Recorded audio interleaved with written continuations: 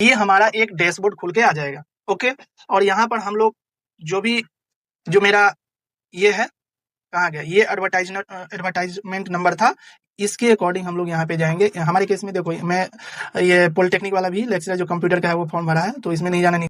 फिर यहाँ पर जो भी आपका फोन नंबर अगर है तो स्टडी कोड के अकॉर्डिंग आप डाल सकते हो। जैसे फादर्स नेम है, मदर्स नेम है, ये ऑलरेडी ले लिया। फिर फादर्स डेजिग्नेशन है, क्या करते हैं डेजिग्नेशन में डाल दो। फिर मदर्स डेजिग्नेशन या ऑक्यूपेशन में क्या है वो डाल दो यहाँ। ओके, फिर फादर्स ओरिजिनल रेसिडेंस एड्रेस दिया है, फिर मदर का दिया है, ये आप डाल सकते हैं।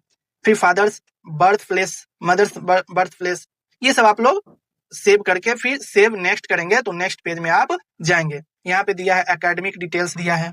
ओके, यहाँ पर जब पर्सनल डिटेल आप भर देंगे, इसके बाद यह एकेडमिक डिटेल्स दिया है, फिर एक्सपीरियंस डिटेल्स दिया है जो आपने किया है। ओके, फिर अदर्स डिटेल्स, फिर फाइनल सबमिट। अच्छा, इसमें जो डॉक्यूमेंट आपको लगेगा वो डॉक्यूमेंट मैं आपको बता दे रहा हूँ। जो डॉक्यूमेंट लगेगा मेनली उस डॉक्यूमेंट के बारे में मैं बता दे रहा हूँ। तो कौन कौन डॉक्यूमेंट यहाँ पे लगेगा वो मैं बता दे रहा हूँ। चलो तो देखते हैं।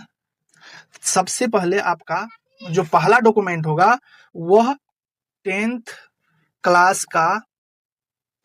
का मार्कशीट लगेगा, एंड मार्कशीट के बाद आपका सर्टिफिकेट भी लगेगा।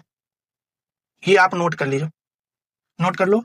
और अगर देखो किसी में क्या है, मार्कशीट और सर्टिफिकेट एक ही में है तो दोनों जगह एक ही सबमिट कर देना, बट मेरे केस में मार्कशीट अलग है और सर्टिफिकेट अलग है। ओके, फिर उसके बाद 12th का क्या करना है, 12th क्लास का फिर जो भी मार्कशीट है, ओके, मार्कशीट एंड सर्टिफिकेट आपको सबमिट करना है।